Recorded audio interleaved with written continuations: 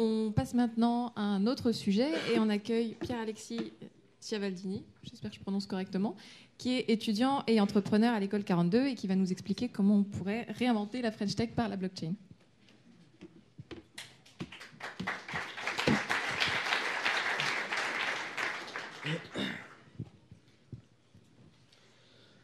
Alors, donc comme on l'a vu, 10 minutes c'est un petit peu court pour parler de sujets aussi complexes que la blockchain, etc.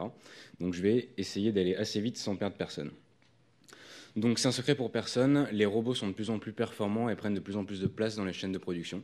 Même s'il est aujourd'hui difficile de mesurer objectivement l'impact sur l'emploi, notamment parce que la robotique crée de l'emploi, on peut tout de même noter que la manufacture se déshumanise et que le travail s'intellectualise. Afin que mon propos soit bien entendu, je vais vous proposer un petit glossaire d'introduction. Alors, on va commencer par Arduino.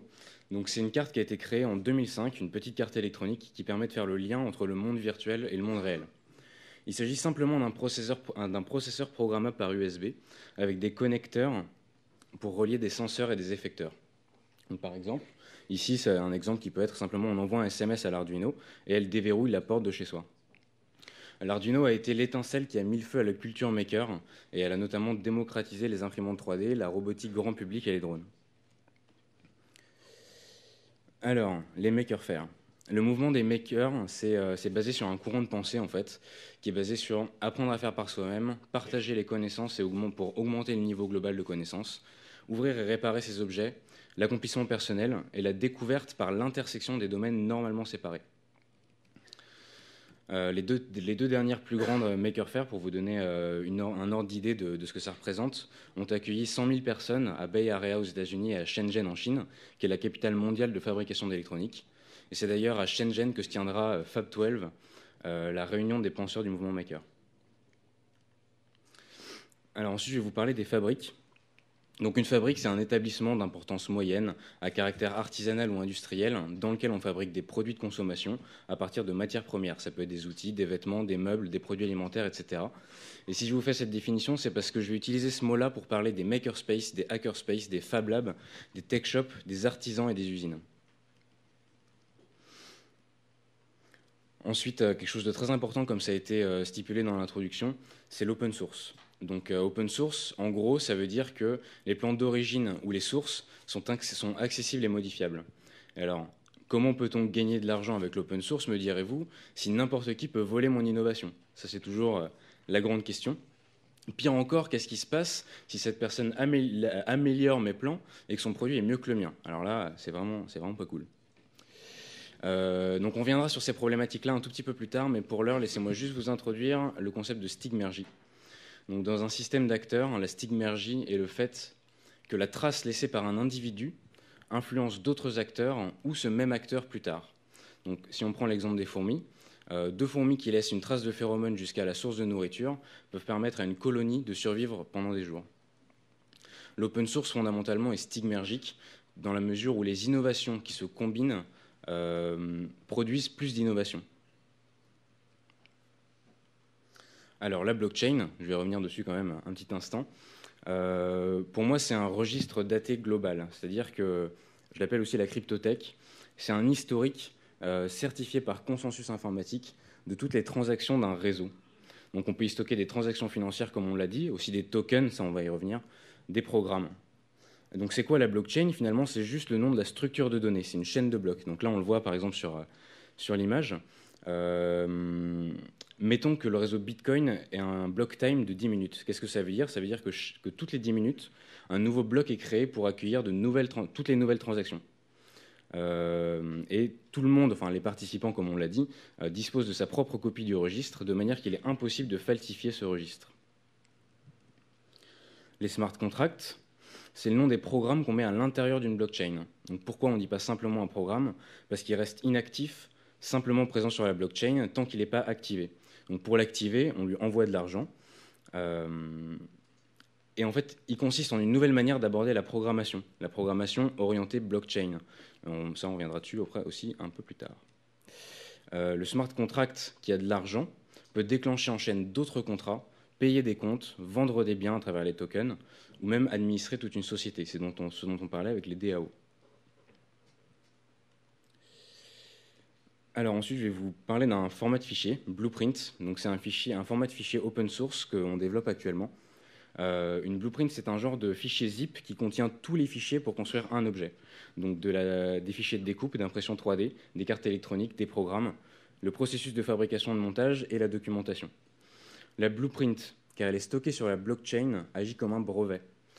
En effet, un brevet, c'est rien de plus qu'un concept horodaté et gardé dans un endroit où il est infalsifiable. Donc la blockchain permet de breveter gratuitement et instantanément des objets open source, même si c'est évidemment quelque chose qu'il faut construire aujourd'hui. Alors j'ai fini mon petit glossaire, donc on va passer aux choses sérieuses. On va maintenant parler des 4 enjeux majeurs de la blockchain. Donc, quels sont les enjeux de la blockchain pour la finance ? La blockchain crée un système financier autorégulé, qui ne dépend pas d'une autorité centrale. Ce système est inattaquable, car pour l'arrêter, il faudrait arrêter Internet. On sait tous que c'est totalement impossible. C'est pas anonyme, c'est pseudonyme. Ça veut dire que les transactions ne sont pas opérées sans compte, mais avec un compte qui est impossible à relier à la personne physique. C'était évidemment ce qui était intéressant dans le passé sulfureux de Bitcoin. Donc, quelques faits concernant la finance. Le Litecoin, qui est homologue du Bitcoin, il a été créé en 2011 par Google.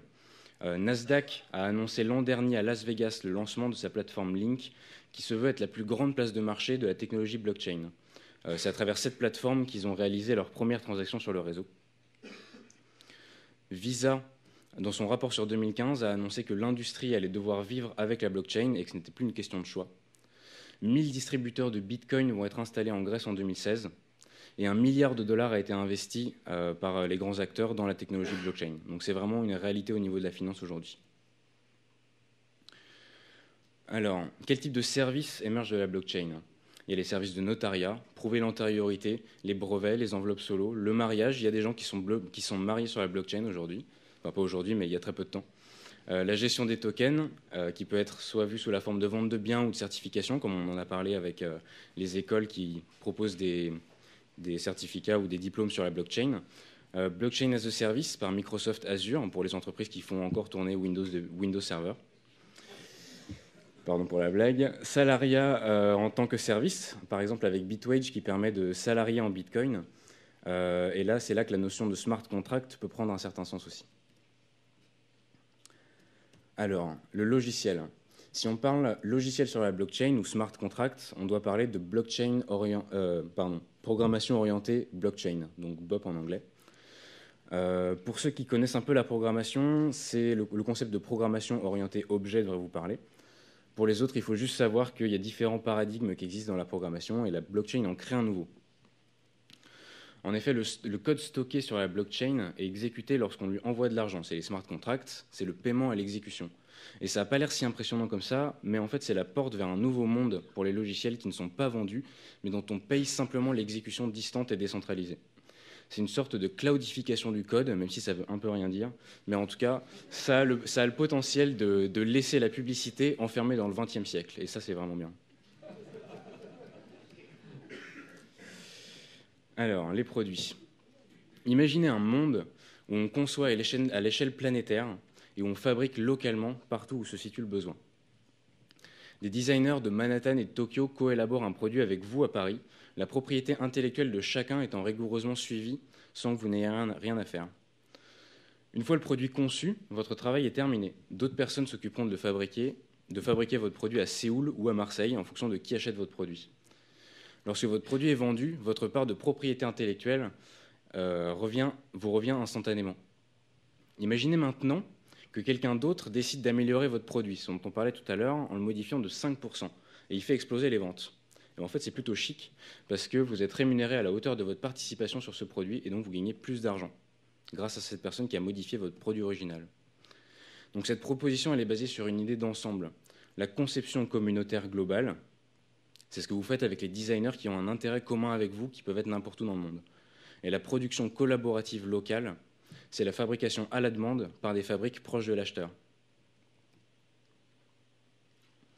Makernet.org, c'est la plateforme qui rend ce monde possible.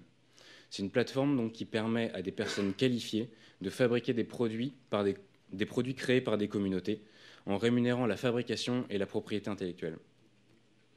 Donc le but de ça, c'est d'optimiser les biens inactifs, de valoriser les communs, c'est quand on parlait tout à l'heure d'open source, évoluer sans perdre le sens de l'identité ou du but, comme a tendance à le faire l'ultracapitalisme aujourd'hui, les blueprints comme patrimoine universel de productivité, faciliter l'innovation en abaissant les barrières d'entrée et employer local. Le vrai problème, ce n'est pas de comment produire ou consommer moins, mais plutôt comment développer de nouveaux modèles de production qui sont capables d'être plus performants que les modèles capitalistes. Donc on l'a vu précédemment, le monde de la finance se lance dans la blockchain, parfois sans trop savoir exactement où ça mène, car ces acteurs ont compris qu'il s'agit d'une vague qu'ils n'arrêteront pas et qu'il vaut mieux surfer avant de se faire engloutir. Au lieu de se faire engloutir, pardon. La blockchain automatise des services que toutes les startups, entreprises et administrations utilisent, payent ou perdent du temps à faire. Cette technologie crée une nouvelle manière d'aborder le logiciel comme un contrat irrévocable, sécurisant les deux parties. Et l'innovation de la fabrication de produits tenant compte de ces différences mène vers un nouveau paradigme. Le but est donc de construire un système socio-économique qui a le potentiel de mettre en place une alternative durable à une éconocratie qui ne tient plus compte des ressources disponibles ni des ambitions personnelles du peuple. La France est un pays qui devrait montrer l'exemple. On est le pays des Lumières, de la révolution et des droits de l'homme. Et avec la crise, la guerre, la COP21 et les attentats, on a le devoir de garder la tête haute et de poser le regard sur l'horizon au lieu de nous regarder les pieds en constatant qu'ils sont dans le crottin. La France doit redevenir une puissance innovatrice, la puissance innovatrice qu'elle était pour se redresser économiquement, socialement et trouver des solutions qui permettront aux prochaines générations de vivre heureuses et facilement dans cette période de transition majeure pour l'humanité. Soyons le pays de la blockchain, de la troisième révolution industrielle et du monde de demain. Merci.